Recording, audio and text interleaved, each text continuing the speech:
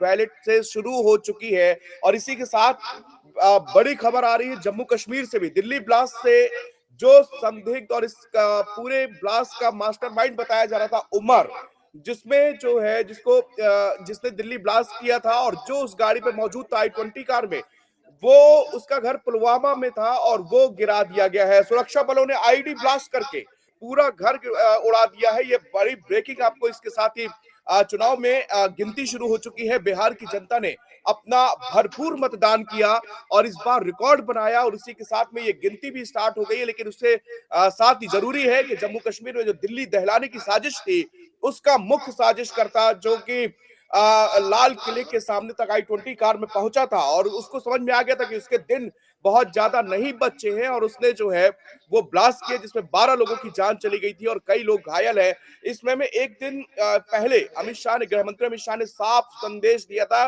कि ऐसी सजा दी जाएगी पुश्ते याद रखेंगी। और केवल वो नहीं जो कि इस हमले में इन्वॉल्व हैं, बल्कि वो लोग भी जो इसके पीछे हैं, जिन्होंने इनकी मदद की है, उनको भी कड़ी से कड़ी सजा दी जाएगी। और ऐसा ही कुछ मैसेज प्रधानमंत्री नरेंद्र मोदी ने भूटान से दिया था कि किसी को बख्शा नहीं जाएगा।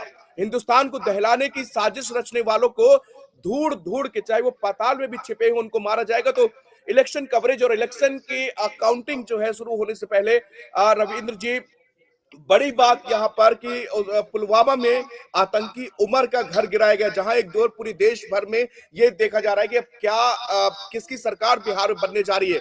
उसी समय जम्मू कश्मीर में सुरक्षा बल उन नापाक आतंकियों के, जिन्होंने दिल्ली को दहलाने की साजिश की, उनके घर में आईडी ब्लास्ट लगा के पूरे घर को उड़ा दिया गया है।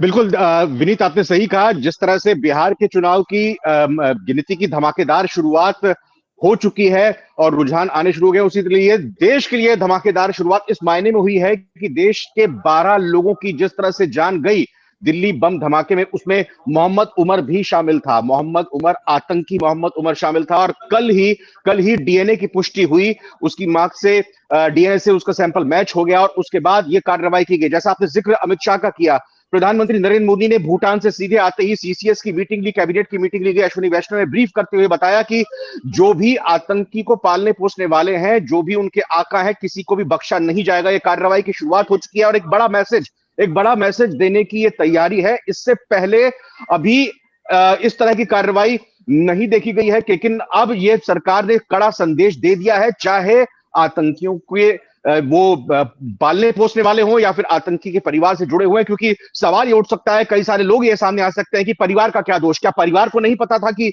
मोहम्मद उमर की गतिविधियां संदिग्ध है? क्या परिवार को नहीं पता था कि वो 30 नवंबर को जब सबसे पहले मुजम्मिल के बारे में पता चलता है तो 30 नवंबर से ही मोहम्मद उमर का फोन स्विच ऑफ जा रहा था, 7 दिनों तक उसने अपने घर पे कांटेक्ट नहीं किया।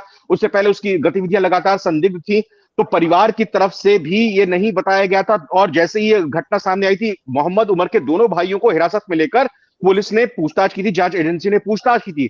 तो ये एक संतोषजनक कार्रवाई कही जा सकती है। मोहम्मद उमर के कश्मीर के घर के ऊपर पुलवामा में जिस तरह की कार्रवाई की गई, और अब ये मानकर चला जाए कि एक एक करके पूरी कड़ी को निस्तनाबूद किया जाएगा, सबको इसमें बख्शा नहीं जाने वाला है और ये कड़ी कार्रवाई होने वाली है। जी विनीत। बिल्कुल रविंद्र जी, क्योंकि ये अभी शुरुआत है। मैं आपको ये भी बता दूं, इसी के साथ में